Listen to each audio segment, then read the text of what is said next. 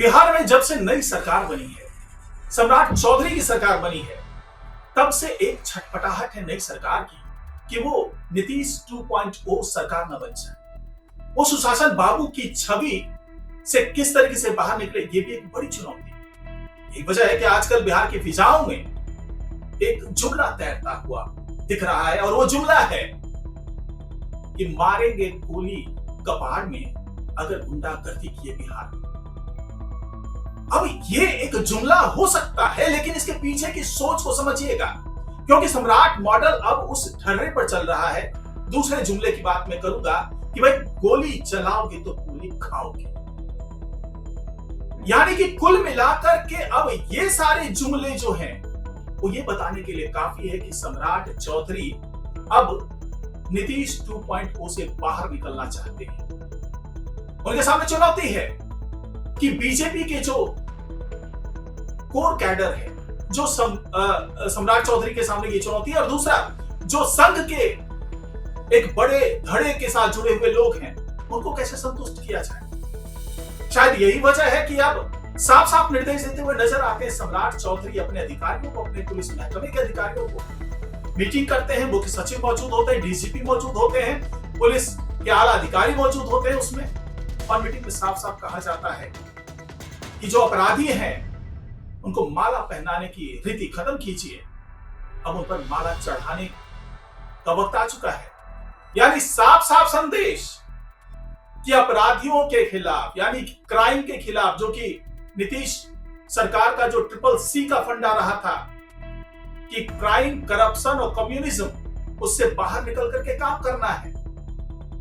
तो क्या उसी ढर्रे पर सम्राट चौधरी चलेंगे, या फिर जो उन्होंने एक खुला संकेत दे दिया, क्योंकि फ्री हैंड दे दिया है पुलिस महकमे को कि आपको जो भी समझ में आता है कीजिए, गोली खाइए मत, गोली चलाइए, जो भी हथियार है आपको दिखाने के लिए नहीं दिया गया है, ये चलाने के लिए है। और सामने अगर अपराधी हो, सामने अगर माफिया हो, और अगर ऐसी वो हरकत करता, वो गोली चलाता है, तो आप भी गोली का जवाब गोली से दीजिए।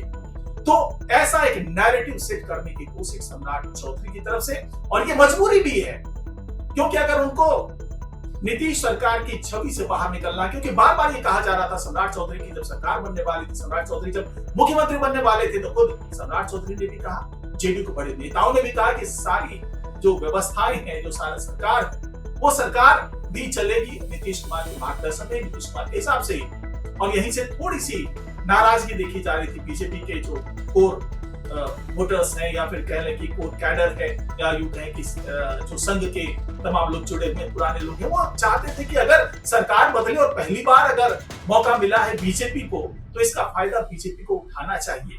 और विचारधारा में बदलाव आया है पिछली बार से, अब वो साफ साफ दिखना चाहिए। और यही मजबूरी शायद अब सम्राट चौधरी के सामने खड़ी भी है, और ये मजबूरी भी है, चुनौती भी है। तो इसी पर चर्चा होगी आज के इस खास पेशकश में। नमस्कार, मैं डॉक्टर सुजीत सिंह और आप देख रहे हैं YBN बिहार झारखंड, और हमारे साथ जुड़ गए हैं YBN न्यूज के मैनेजिंग एडिटर दीपक गौर साहब। आपका स्वागत है दीपक जी, और चर्चा करेंगे इसी मुद्दे पर कि अब सुशासन बाबू की छवि से निकलने की छटपटाहट सम्राट चौधरी के अंदर। देखिए सुजीत जी, बिहार में ये बात अब साफ नजर आने लगी है कि जो पहला टेन्योर आया था, तो सम्राट चौधरी जब डेप्यूटी सीएम बन के आए, तो उनके नाम के आगे एक अलंकार लगा, बुलडोजर बाबा। अब वो बुलडोजर बाबा क्यों लगा, किन नीतियों के तहत लगाया, किन लोगों ने वो बुलडोजर वाली छवि को लगा। जिस तरह से उत्तर प्रदेश में सुशासन के लिए, क्योंकि आप देखिए यूपी की स्थिति भी आज से, अगर हम 2017 से पहले की बात करें, तो बहुत अच्छी नहीं थी। क्राइम यूपी में एक बहुत बड़ा राजनीतिक दलों के लिए एक संकट भी था, और कुछ लोगों के लिए वो लाभ भी हो सकता है, वो दूसरी चर्चा की बात है। पर जिस तरह से योगी मॉडल आया, योगी मॉडल ने सबसे पहले जो काम किया वो किया, यूपी के लॉ एंड ऑर्डर पे काम किया कि अगर वहां बाहुबलियों का, जैसे बिहार में बाहुबलियां, वैसे यूपी में भी बाहुबलियों की भरमार थी, लेकिन किस तरह से एक एक करके यूपी से बाहुबलियों को बाहर कर दिया गया। बहुत सारे साम दाम दंड भेद बहुत सारे लगाए गए, और इस साम दाम दंड भेद लगाने के आगे पीछे विपक्ष ने बहुत कुछ कहा, मानवाधिकार आयोग से जुड़े हुए बहुत सारी संस्थानों ने बहुत कुछ कहा, लेकिन यूपी में बदलाव देखा गया। और यूपी में वही बदलाव देखा गया कि आज लॉ एंड ऑर्डर के मामले में यूपी एक अच्छे राज्य की कतार में खड़ा होता है। अब यही बात जो बुलडोजर बाबा वाली आई, सेम सेगमेंट को एनक्रोचमेंट मामले से पहले बिहार में जोड़ा गया कि जितना भी अवैध अतिक्रमण हो रखा है, जितना भी अतिक्रमण बिहार में है, उसको डेमोलिश किया गया। अब डेमोलिश किया गया तो उसमें पता चला कि ये बहुत नीचे के तबके के लोग थे जिन्होंने बहुत सारे संरक्षण के चलते चीजों को बढ़ा दिया गया। इस समय नीतीश सरकार के सुशासन के बाद अब ये बुलडोजर युग की जो हम बातें कह रहे हैं, जैसे ये लगातार आप बात कह रहे हैं कि इस तरह के बयान आ रहे हैं कि भाई अब अपराधियों को माला पहनानी नहीं है, माला उनको चढ़ानी है, साफ साफ यूपी मॉडल की तर्ज पे, योगी मॉडल की तर्ज पर अब यहां भी ऑपरेशन लंगड़ा, हाफ एनकाउंटर, ये सब चीजों का चलन शुरू हुआ है। अब ये सही है गलत है, ये नीतिगत निर्णय बहुत सारे पैरामीटर्स पे फिट होते हैं। हम इसकी बहुत प्रशंसा तो नहीं करते हैं, लेकिन सरकारों को शायद अब ऐसा लगने लगा है जैसे हनुमान जी की उसमें चौपाई भी की बिन भय होए न प्रीति। क्या ये वो भय बनाने की नीति के तहत काम किया जा रहा है? क्योंकि देखिए, इस every coin has a two sides. Police प्रशासन को इतनी पावर दे देना, ये कहीं ना कहीं नेगेटिव ही होता है। और बहुत सारे मामलों में ये देखा गया है, देश के बहुत सारे ऐसे मामले जहां पुलिस को बहुत ज्यादा ताकत दी गई, वहां उस ताकत का यूज भी हुआ और मिसयूज भी हुआ। अब मिसयूज वैसे ही है जैसे हमारी सनातनी परंपरा में बहुत सारी कहानियां हैं कि महादेव ने, बहुत सारों ने, जो बहुत सारे असुर थे उनको आशीर्वाद दे दिया। अब वो भस्मासुर को आशीर्वाद दे दिया कि तुम जिसके सर पे हाथ रख दोगे वो भस्म हो जाएगा। उसके बाद वो सबको भस्म करने पे लग गया, तो बचानी अपनी पड़ गई। तो ये भी ध्यान रखना होगा। सरकार बहुत अच्छे लॉ एंड ऑर्डर को लेके, जो अपने अधिकारियों को लेकर जो बातें कह रही है, बहुत अच्छा बोला गया कि भाई आप अधिकारी सुबह 10 बजे से 1 बजे तक जनता दरबार लगाइए, सुनवाई तो हो। अभी तो सबसे बड़ी समस्या थी कि लोगों की सुनवाई नहीं होती थी। तो बिहार में ये जो एक तरीके का, एक जो नई सरकार का, अब ये सुशासन का जो चलन था, सुशासन के चलन के बाद अब बिहार, क्योंकि बदलता हुआ बिहार है, बदलता हुआ बिहार, अब बिहार में बाहर की भी बातें की जा रही है, पर वो होगा कैसे? क्या कोई निवेश के लिए तैयार है अभी बिहार? आपने बिल्कुल सही कहा कि जी हाँ, देखिए अब सुशासन, जैसा कि आपने जिक्र किया है, तो सुशासन का मतलब थोड़ा सा नरम रवैया, क्योंकि नीतीश कुमार का रवैया वाकई नरम रहा। सुशासन का मतलब कि बेहतर शासन कैसे लागू किया जाए, उसका यह मतलब नहीं था कि तानाशाही की जाए। क्योंकि सुशासन बाबू के नाम से मशहूर जरूर हुए नीतीश कुमार, लेकिन कभी भी, हालांकि हमेशा से उनके पास गृह मंत्रालय रहा, लेकिन पुलिस प्रशासन कभी बेलगाम नहीं हुआ। लेकिन अब जिस तरीके से लगातार आरोप लग रहे हैं सम्राट चौधरी पर भी, क्योंकि उस वक्त ये माना जा रहा था कि शायद सम्राट चौधरी के नाम पर एक राय नहीं हो पा रहे थे लोग, खास करके संघ का एक बड़ा धड़ा था, बीजेपी का एक बड़ा धड़ा था। वो नहीं चाहता था कि भाई सम्राट चौधरी को ही मुख्यमंत्री बनाया जाए, क्योंकि पहली बार ऐसा मौका आया जब बीजेपी का कोई व्यक्ति मुख्यमंत्री बन रहा है बिहार में। तो ऐसे में अगर सरकार में छवि या छाप कहें नीतीश 2.0 सरकार की बनी, तो फिर फायदा कुछ होगा नहीं। और संघ वाले बार बार इसीलिए कह भी रहे थे कि भाई हमारी विचारधारा को कोई व्यक्ति बनना चाहिए। बीजेपी वाले भी कह रहे थे कि जो हमारे कोर मेंबर हैं, जो शुरुआत से रहे, इसको लेकर के थोड़े से नाराज भी हुए। हाँ, जो भी कोर कैडर के व्यक्ति रहे थे, तो विजय सिन्हा नाराज हुए कि भाई मैं तो यहाँ पे 35-36 साल से सेवा दे रहा हूँ, ये व्यक्ति 8 साल हुआ है जुमा आए हुए, पहले आरजेडी का व्यक्ति था, फिर ये जेडीयू का व्यक्ति होता है, उसके बाद फिर आकर के बीजेपी ज्वाइन करता है और इनको एक बड़ी उपाधि दे दी जाती है, सर्वोच्च पद दे दिया जाता है। तो क्या ऐसा माना जाए कि इस छवि से बाहर निकलने की भी एक छटपटाहट है?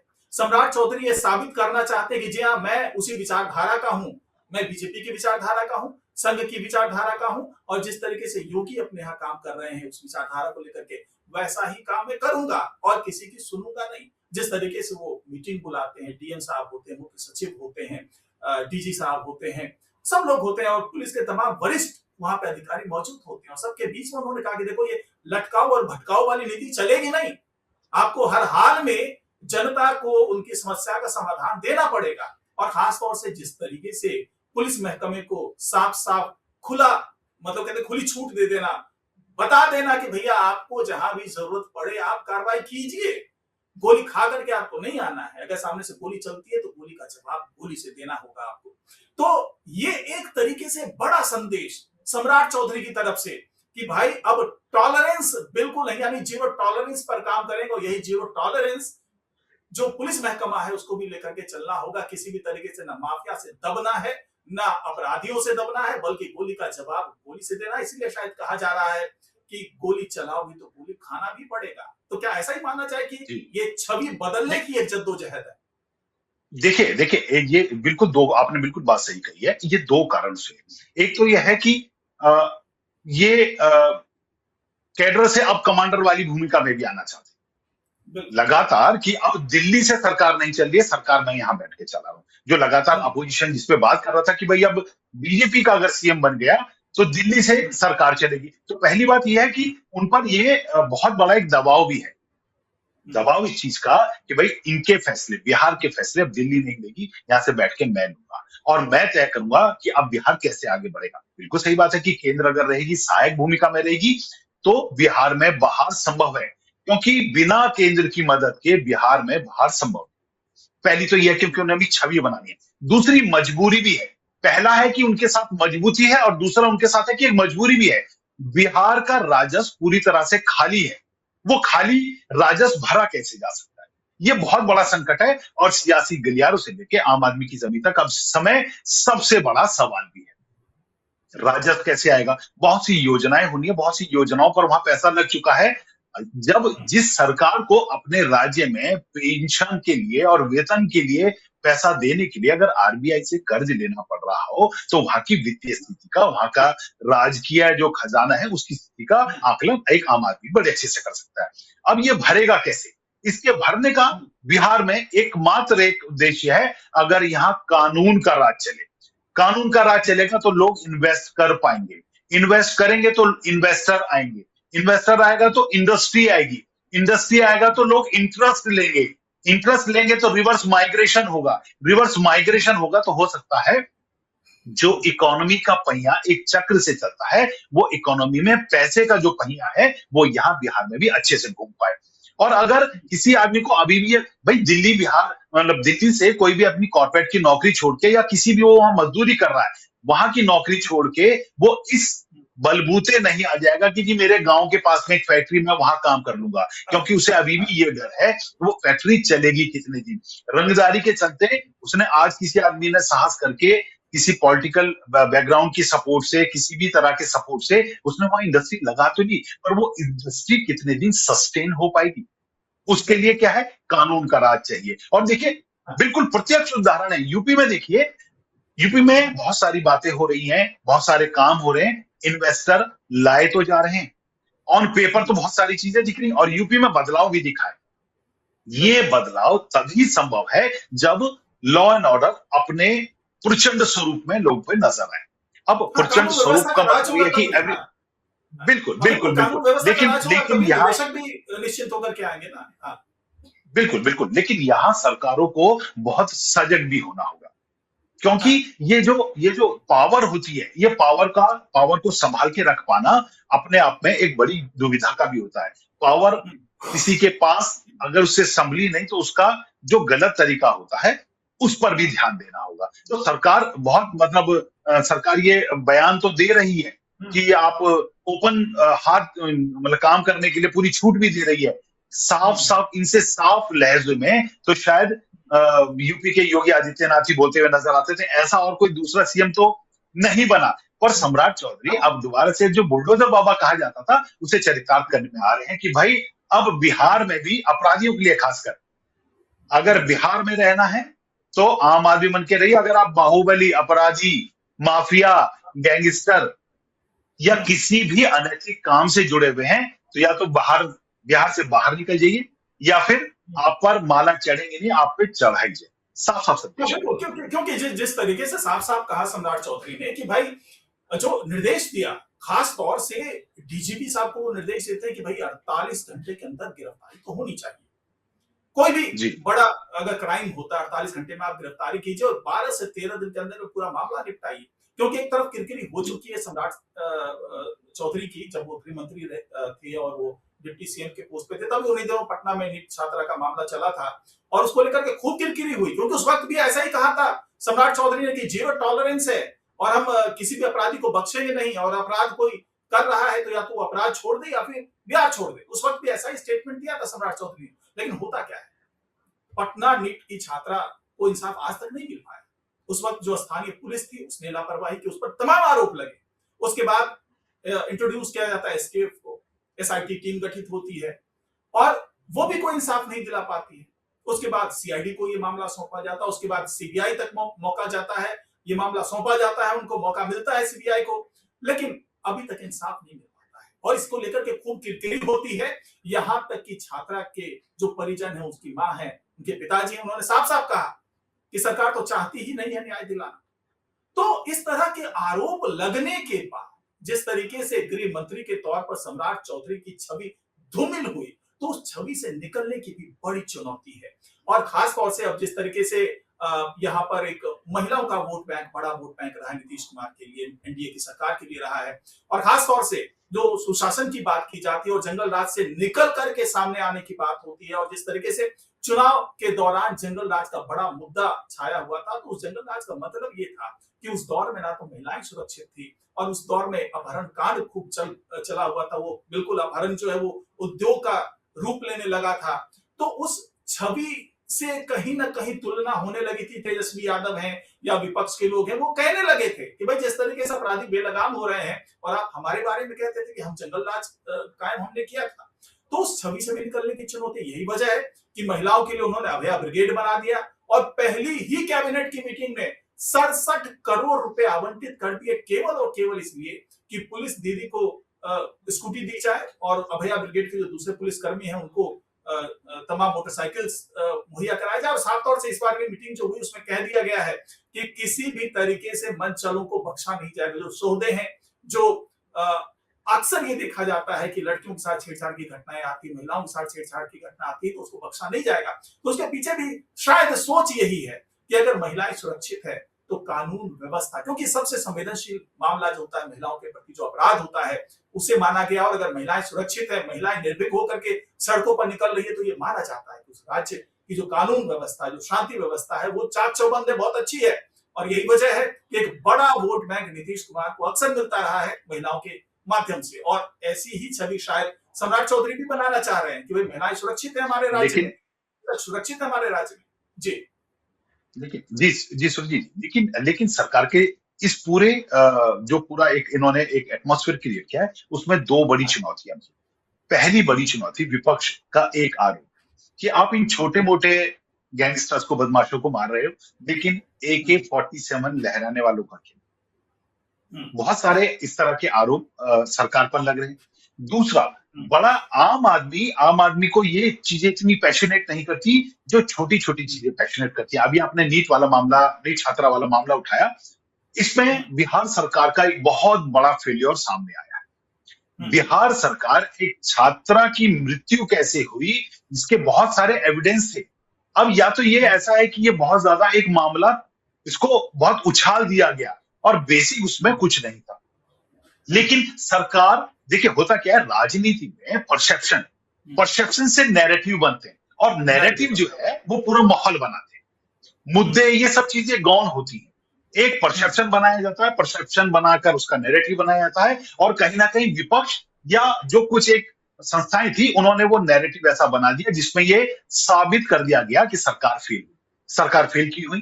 भाई जिस थाने की पुलिस थी, वो थाने की पुलिस उसमें सस्पेंड की गई, उसमें जो 2 पुलिस महिला अधिकारी थी और 1-2 थे, उनको सस्पेंड किया गया था। उसके बाद एसआईटी गठित कर दी गई, एसआईटी के हाथ कुछ नहीं लगा, सीआईडी गठित कर दी गई, सीबीआई गठित कर दी गई, लेकिन अभी भी कुछ नहीं है। या तो मामला कुछ था ही नहीं, उसे इतना बहुत बड़ा तूल दे दिया गया। वो एक छात्रा की मौत का मामला था, उसमें बहुत सारे एविडेंस आए, डीएनए टेस्ट हुए। जब इतना बखेड़ा कर दिया जाता है तो उसका आउटपुट भी उतने बड़े तरीके से निकलना चाहिए। आम जनता को यह लगना चाहिए कि ये पुलिस हमारी सुरक्षा के लिए है, पर ऐसा किसी को लगा नहीं। क्यों? क्योंकि आउटपुट तो कुछ नहीं आया, और बैक टू बैक ऐसे 2, 3, 4 केस लगातार सामने आए।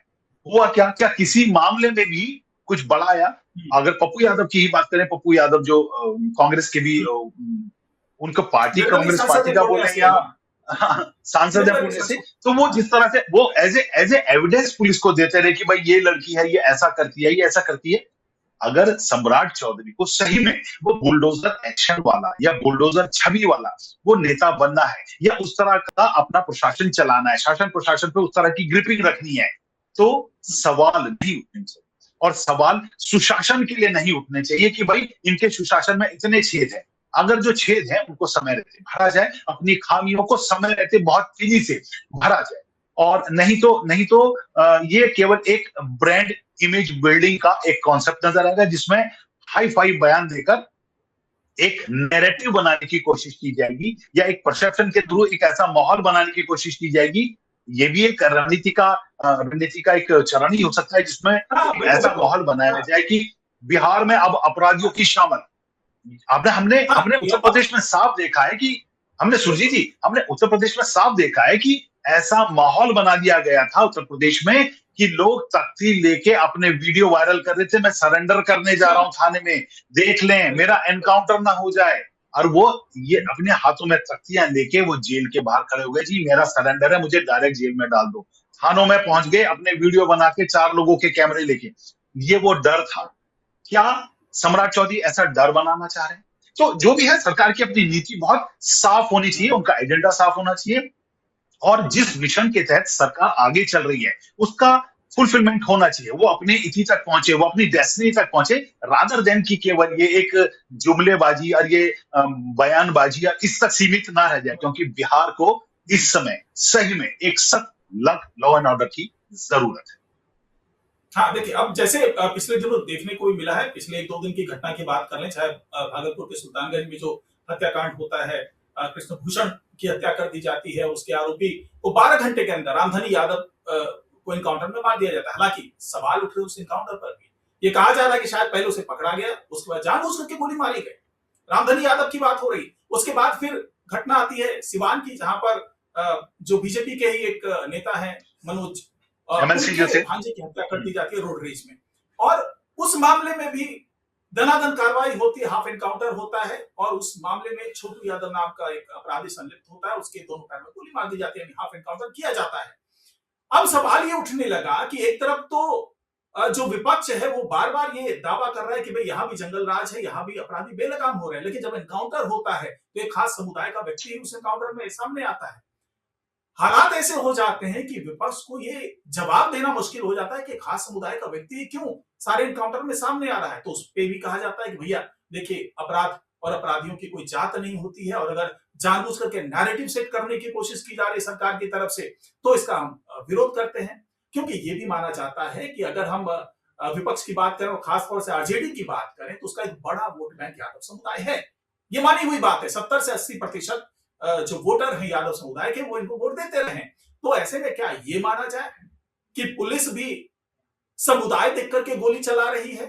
क्या पुलिस नहीं जानबूझ देखिए, करके ये तो नैरेटिव सेट ये करना चाह रही है? हाँ? देखिए, ये हमने वही जो बात बोली परसेप्शन की और नैरेटिव की, ये वही कर रहे हैं। ऐसे सेम आरोप तो उत्तर प्रदेश में योगी सरकार पर भी लगे, जब दुबे को एनकाउंटर में उनको मार गिराया गया था, तो ये इस तरह के लगे थे कि भाई ठाकुरों को छोड़ा जा रहा है, ब्राह्मणों का ये हो रहा है, ऐसा हो रहा है। लेकिन अमूमन इस तरह से कोई भी प्रशासन और कोई भी सरकार ऐसा नहीं करती। सरकारों की हाँ, नीति व्यवस्था जो होती है उसमें ये चीज शामिल होती ही नहीं है, क्योंकि ये बहुत तेजी से एक्सपोज होने वाली, और एक तरह से ये क्या कहते हैं, एक तरह से पॉलिटिकल सुसाइड होता है अगर इस तरह का कोई भी ले। लेकिन अपोजिशन का काम है एक नैरेटिव बनाना, एक परसेप्शन से एक नैरेटिव बनाना, और एक ऐसा माहौल बनाना जिससे वो अपनी सियासी रोटियां भी सेकते रहे। हालांकि ये बहुत चीजें दूर की हैं, पर अब देखना यह होगा कि जो जिस तरह से सम्राट चौधरी और उनकी सरकार, उनके जो निर्देश आदेश जो जारी हुए हैं, उसमें अगले 15 दिन में एक एग्जाम्पल सेट करने के लिए बोला गया है। अगले 15 दिन जो है बिहार की राजनीति में, बिहार की पुलिस प्रक्रिया में और पूरे बिहार के तंत्र में किस तरह से एक्शन मोड में नजर आएंगे, क्योंकि डीएम से लेके एसपी तक सबको कड़े निर्देश दिए गए। जी, जी, बिल्कुल, बिल्कुल। अब लगभग बात वही हो गई है कि राजनीति और रणनीति जी दोनों ही तरफ से चल रहा है, चाहे वो विपक्ष हो, चाहे वो सत्ता पक्ष हो। नैरेटिव भी सेट करना चाहते हैं, राजनीति भी करना चाहते हैं, और साथ ही सबसे बड़ी चुनौती जो सम्राट सरकार के सामने है कि वो किस तरीके से कानून व्यवस्था, शांति व्यवस्था को अपने प्रदेश में लागू कर पाते हैं और किस तरीके से एक जो नरम छवि है, नीतीश कुमार की छवि है, उससे निकल करके किस तरीके से वो एक कोर बीजेपी की छवि या यूं कहें कि संघ की विचारधारा वाली सरकार के रूप में कैसे इसे एस्टैब्लिश कर पाते हैं, क्योंकि ये सम्राट चौधरी के करियर के लिए भी बड़ा ही इंपॉर्टेंट ये दौर होगा। तो खैर जी, बिल्कुल, शायद बिल्कुल। मजबूरी सम्राट चौधरी की भी और मजबूरी विपक्ष की भी, और यही वजह है कि अब पुलिस प्रशासन पर पूरा जोर है, खुला हाथ दिया गया है। साथ ही जो दूसरे प्रशासनिक महकमे हैं उनको भी कह दिया गया है कि अब लटकाने और भटकाने वाली नीति नहीं चलेगी। तो खैर आज की इस पेशकश में इतना ही। बहुत बहुत धन्यवाद दीपक गौर जी हमारे साथ जुड़ने के लिए। नमस्कार। शुक्रिया।